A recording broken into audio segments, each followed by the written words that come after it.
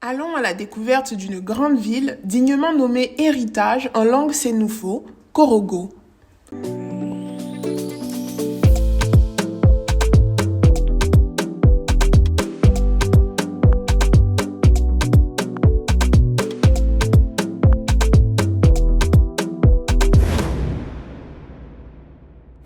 À 635 km d'Abidjan, au nord de la Côte d'Ivoire, se trouve la quatrième ville la plus importante du pays, Korogo.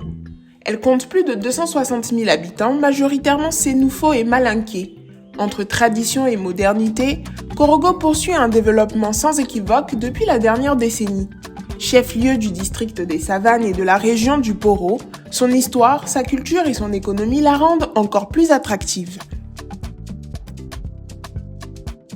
Nous entamons notre visite par le mont Korogo. C'est sur un relief plat de savane arborée parsemé de montagnes qu'il se dresse. Comme une sentinelle de la ville, le mont domine le paysage et offre une vue imparable sur ses alentours.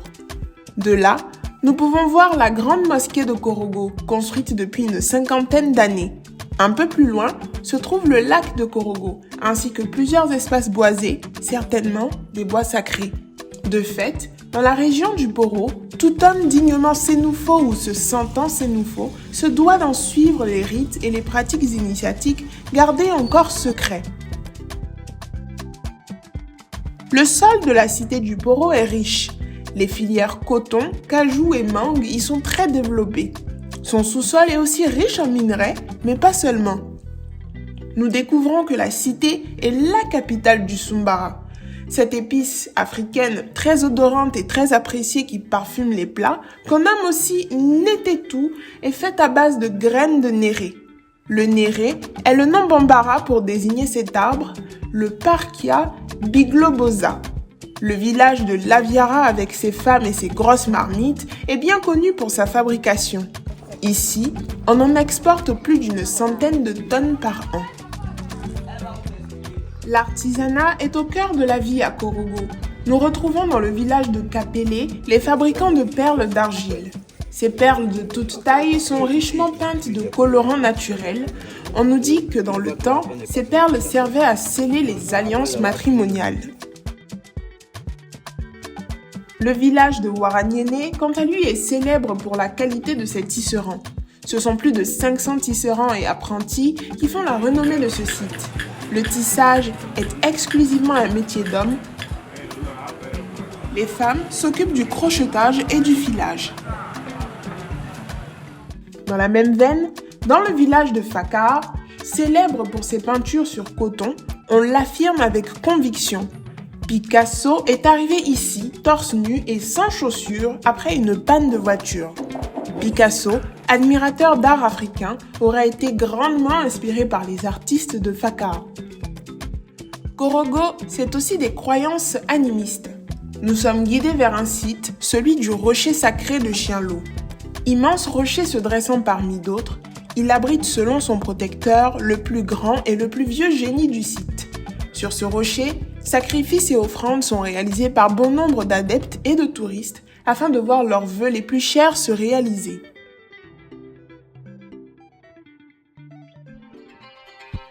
Après une matinée très chargée, nous avons faim. Direction la cuisine avec Majuma. C'est avec elle que nous allons découvrir quelques pratiques culinaires du pays sénoufo. Oui. C'est Aya. Bonne arrivée. Chez nous, en pays sénoufo, quand des étrangers arrivent, on leur donne ce que nous appelons milog à boire.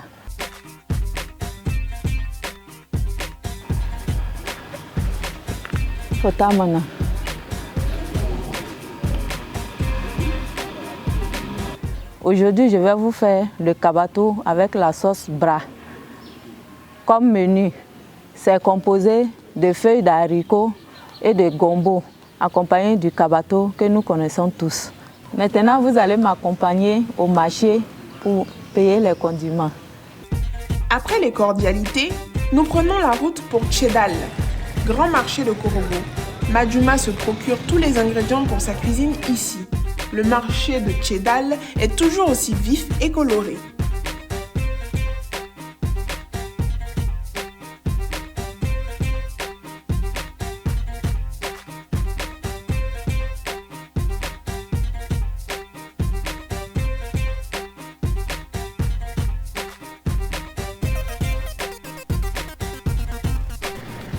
De retour chez notre hôte, on ne perd pas de temps. Pendant que sa sœur râpe le gombo, Madjuma prépare le tau. Il faut délayer la farine de maïs dans de l'eau et verser le mélange dans une marmite d'eau bouillante. On cale la marmite avec des branches de fer et on mélange continuellement pendant une vingtaine de minutes à l'aide du bois de kabato. Une fois que la pâte est consistante, on y ajoute de l'eau plate et on bat vigoureusement la pâte. Il ne faut surtout pas que la pâte contienne de grumeaux. Pendant que le kabato cuit tout doucement, Madjuma commence à préparer la sauce bra.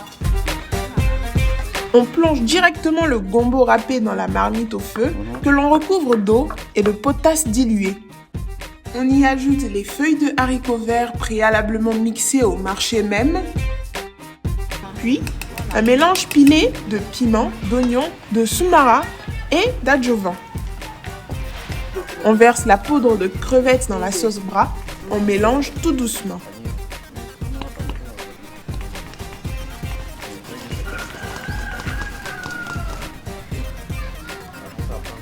Cette sauce s'accompagne d'une autre sauce claire composée de poissons fumés, d'eau, d'oignons et de piments mixés que Madjuma laisse cuire pendant une trentaine de minutes.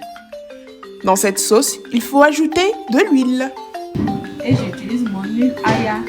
Les feuilles de la sauce chonron sont des feuilles de haricots verts très riches en fibres.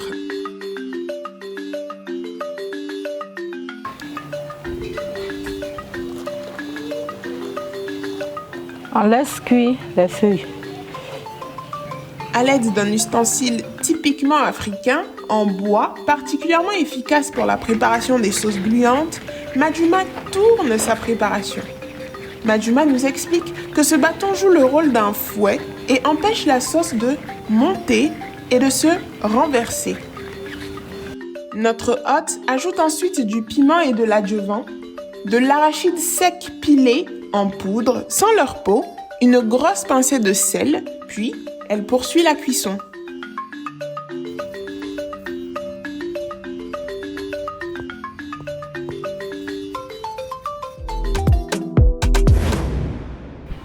Je vais vous présenter les plats sénégalais que j'ai fait chez nous ici.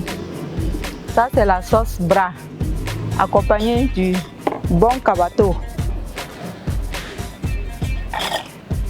et du riz local, accompagné de sauce chonro, plus une sauce claire accompagnée de riz qu'on peut mélanger dans la sauce chonro ou la sauce bra pour manger le kabato. Madjuma et sa sœur nous ont délectés et nous en sommes tellement reconnaissants. D'ailleurs, de toutes les villes que nous avons visitées, Korogo reste une destination frappante et foncièrement différente. Mais il y a bien une chose en Côte d'Ivoire qui reste la même, c'est la street food.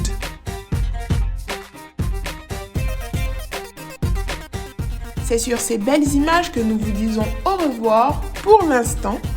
On se donne rendez-vous pour une prochaine destination, les plats de chez nous.